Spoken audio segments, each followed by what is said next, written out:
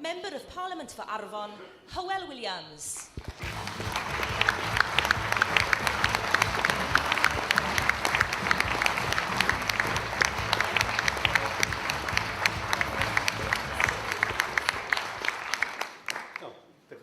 Helo eto. Diolch iawn o hwnna chi. Ga i ddechrau trwy ddweud be nes i ddweud pan oedd y Gynhadledd yma ddwytha yn Gaernarfon. Ga i'ch croesawu chi i brifddinas arall Cymru yma yn Gaernarfon.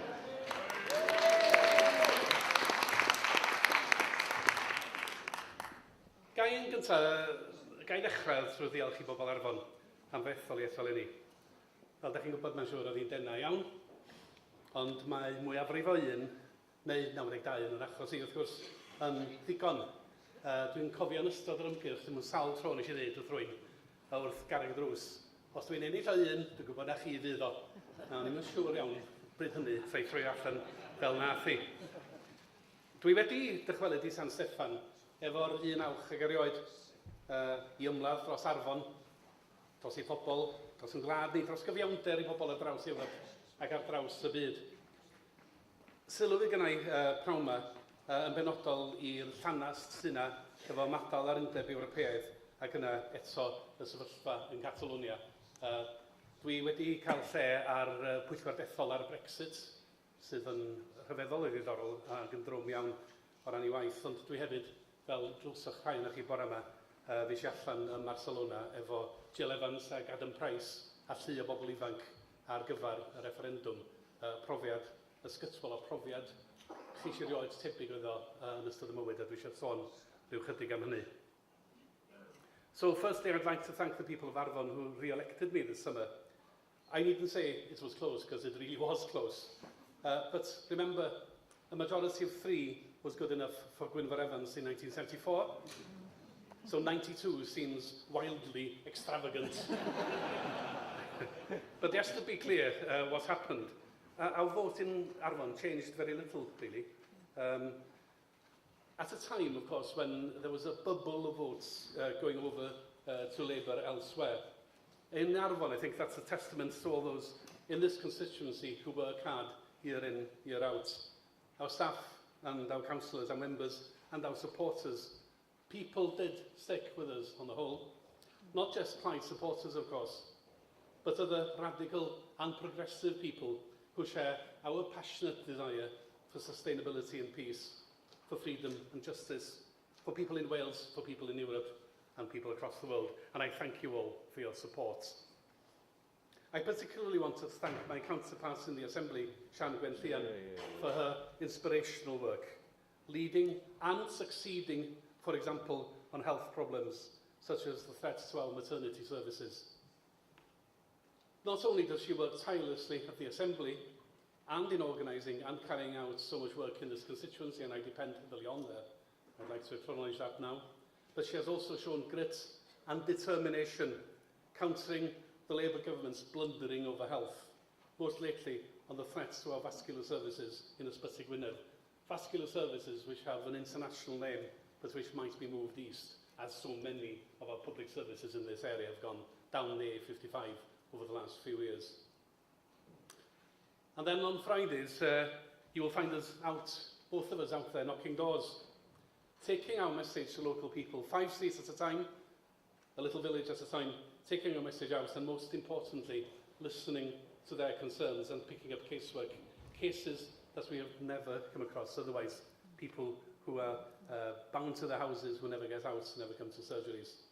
So I would like to say, diolch i chdi, Sian.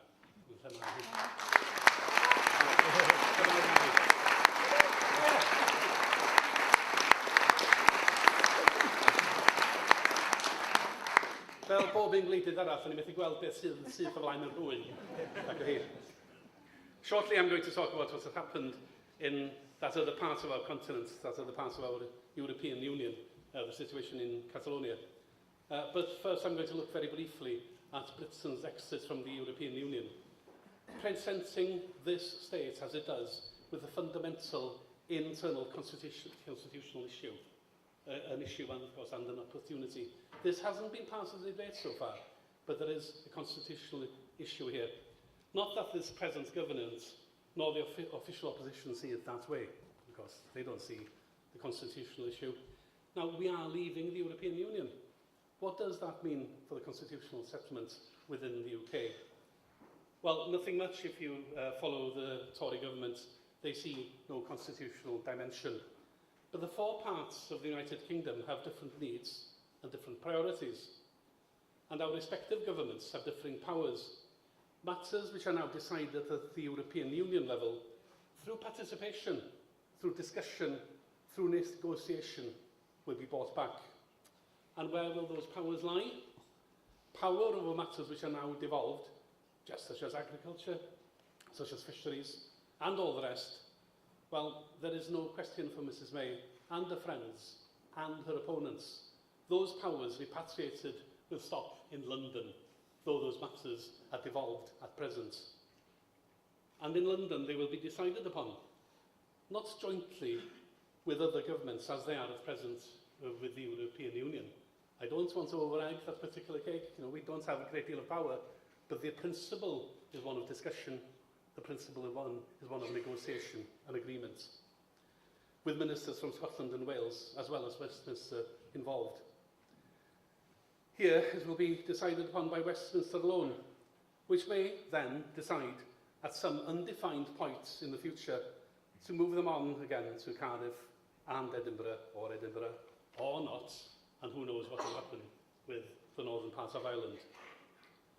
Now, we do have a way of discussing matters like this in the UK. It's called the Joint Ministerial Council.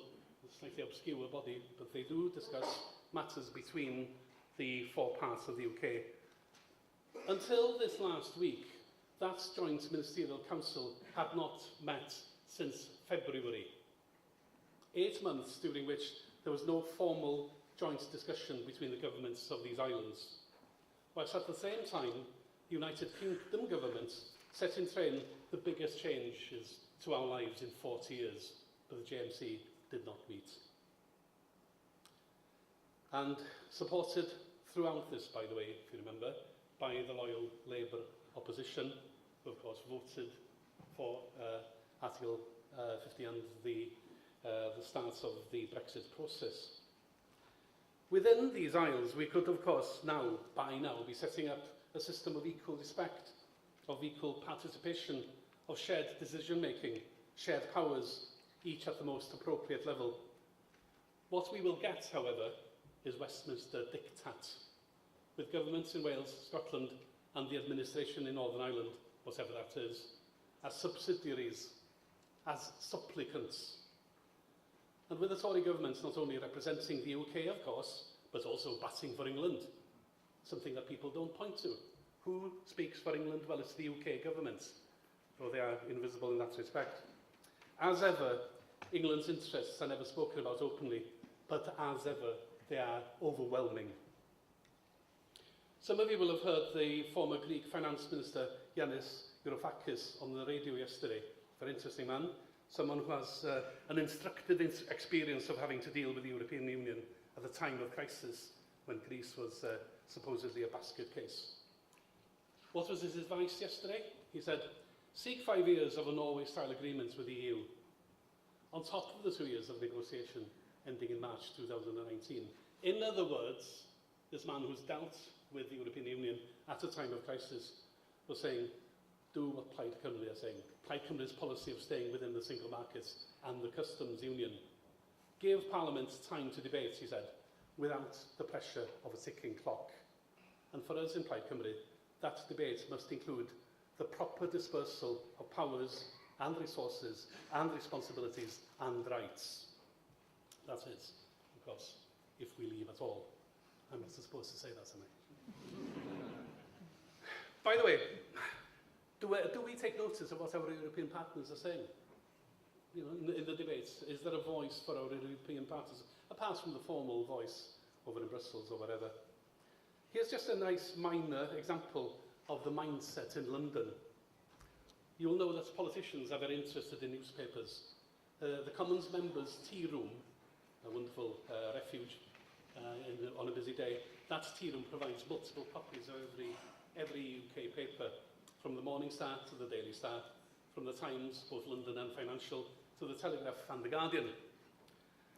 And on the racks there is also a single copy of Le Monde, French paper. Now, at the end of a very long day, I sometimes take that copy home with me to examine it with the aid of a very large dictionary. You will not be surprised to know that it is almost always in perfect condition, unopened and unread. That's the London mindset. I droi felly nesaf at Catalonia, fel sonis i fydd Jill Evans, Adam Price a chriw o bobl ifanc Plaid Cymru draw yna a cael profiadau sgysfol, profiadau oes, rhywbeth o'n i rioed yn meddwl sy'n ni'n gweld. O'n i rioed yn meddwl sy'n ni'n gweld heddlu yn curo pobl tra ddyn nhw yn sefyll yn disgwyl am oriau yn y glaw mwyn pleidleisio. Ond oedd Adam yna, fel chi weld yma, prawn yma, a criw o bobl ifanc, ond oedd Jill a fi yna fel rhan o ddirprwyaeth rhyngwladol yn arwaddodiad. O dan arweiniad cyn-weinidog Slovenia, gwlad diddorol arall sydd wrth gwrs wedi cael ei annibyniaeth ar ôl brwydr sylweddol. Mi fyddwch chi gyd wedi gweld y lluniau a clywed y hanes rhai ar y teledu ac rhai ar y cyfrifiaduron. Yr heddlu parafilwrol yn curo pobl diniwed yn aros i bleidleisio y tanio, nwyd agra, a wedyn bwledu rhywbeth yn uniongyrchol at bobl. Yn torri fewn i'r pethau pleidleisio, dwy'n blycha a'r pleidleisio oedd i fewn iddyn nhw. Cannoedd o filoedd o pleidleisio i mynd ar goll o rhywle. Wel, y mater rhai sylwebyddion ydy dweud mai dim ond 2.2 filiwn ddaru pleidleisio lleafrif o bobl Catalonia. A da ni'n gwybod wrth gwrs, fel ni'n dweud, bod yna gannoedd o filoedd o pleidleisio hyneddiant yr heddlu a heb eu cyfri. Gyda llaw, lle bod rhaid wedi gweld Araith Barack Obama ynglyn â democratiaeth o, ni'n gweld o'n ddiddorol iawn, un dyfyniad byr iawn gyda fo. You can't complain if you didn't turn out to vote. Fel pobl yma sy'n dweud, wel, 40% na throi allan i bleidleisio, felly mae'r 60% yn erbyn o'n i dydent. Na byd oedd Obama, you can't complain if you didn't turn out to vote. I mi, beth sydd yn rhyfeddod, di nid na dim ond 42% na throi allan, ond bod 42% wedi troi allan. Yn erbyn y bwledu, yn erbyn y ddwy dagra, yn erbyn y pastyma, yn erbyn yr heddlu bygythiol fel eich nhw, criwiau 40 a 50 ohonyn nhw yn sefyll yn ei dillad tywyll yn edrych. Pwy awr, ydych chi methu gweld i gwynebau wrth gwrs, ond yn edrych bron fel bod nhw ddim yn ddynol hyd yn oed. I mi dyna'r rhyfeddod ydy bod pobl wedi troi allan, a swn i'n licio llongyfarch a canmol pobl Catalonia am eu hymlyniad i ddemocratiaeth, ac yn syml iawn am ei gwrhydru. Pobl hyn a pobl ifanc.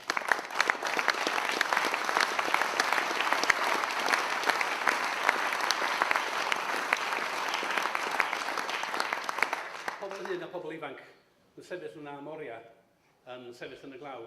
Pobl wedi mynd i fewn i'r bythau pleidleisio noson cynt mwyn cysgu i fewn i wneud siŵr bod yr heddlu yn gyrraedd. A wedyn pan oedd y cyfrifiaduron yn gweithio, o'n i mewn bwth pleidleisio efo Jill, pan oedd y cyfrifiaduron yn gweithio, bloedd fawr gan y 2-3% o bobl tu allan i'r drws. Oedden nhw'n pasio cyfrifiaduron laptops o'r cefn ymlaen, a dod â'i cyfrifiaduron nhw hunan yna. Yr un peth arall, sy'n mynd i siarad am hyn, am byth, yr un peth arall yn ffynharo fi, pan oedd yr heddlu parafilwrol yna'n dod efo'i pystyma, oedd y bobl yn sefyll fel hyn, oherwydd oedden nhw yn gweithredu mewn ffordd gyfan gwbl ddidrais, oedden nhw'n sefyll fel hyn. Ond dyma wers unrhyw lywodraeth sydd am fod yn orthrymol, beth gynnwn nhw'n ei dwylo oedd i ffôns a'i camerau.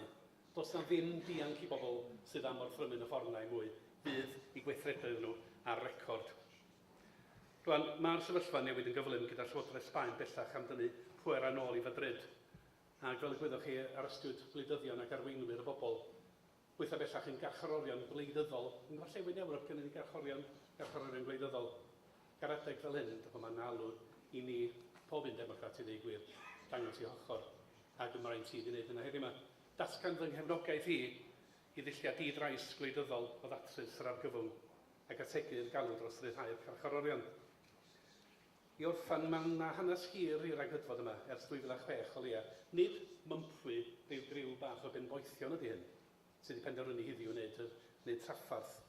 Mae wedi bod yn mynd ymlaen ers blynyddoedd. Galwodd Llywodraeth Catalonia droion am drafodaethau tra mater Sbaen fu torri'n raddol ar hawliau Catalonia ar grymoedd y Senedd. Ydw i am droi at y pwynt ola. Ymateb gwledydd eraill yn Undeb Ewropeaidd bron yn ddieithriad di-olchi dwylo. Mater i Sbaen ydy hyn. Eto ddoed Donald Tusk yn dweud, there is no room for any kind of mediation or action on Catalonia. Mae gan pob llywodraeth hawl i ddefnyddio trais cyfesur, medda Timmermans. Trais cyfesur, pobl gyffredin yn wynebu pastyma'r heddlu wrth geisio bwrw pleidlais. Trais cyfesur di hwnna, ia. Bydd hwn yn brawf ar arweinwyr yr Undeb Ewropeaidd, a mae'n brawf maen nhw wedi methu yn llwyr. Rwan, fydd Llywodraeth Prydain hefyd yn ond o ddistaw. Gobeithio nad ydw i'n rhy sinigaidd wrth dweud, pe byddai hyn i gyd wedi digwydd mewn rhyw wlad dlawd ôl-drefedigaethol rhywle ym mhen draw arall y byd, bydden nhw wedi bod ar eu traed yn udo am y bygythiad i ddemocratiaeth. Ond mae'n ymddangos bod Sbaen ddim yn ddigon tlawd a ddim yn digon pell i ffwrdd, felly tawb hi a hi. Rhyw 10 diwrnod yn ôl, mwy lai'n syth ar ôl ni wedi ddod yn ôl, o'n i wedi sicrhau dadl yn hyn gyffredin, ond i roi cais i mewn rhyw fus yn hynt, di rhagweld. Byswn isio trafod oblygiadau referendum Catalonia i'r Undeb Ewropeaidd. Dadl fer oedd hi, a beth oedd yr gweinidog mewn ymateb high spirits, meddwl, am y trais. A nath o hefyd eitho fi, ar ôl dipyn bach mwy o lol, bod gynno fo ddiddordeb aruthrol yn y mater yma, oherwydd bod gynno fo du-ha yn Mallorca.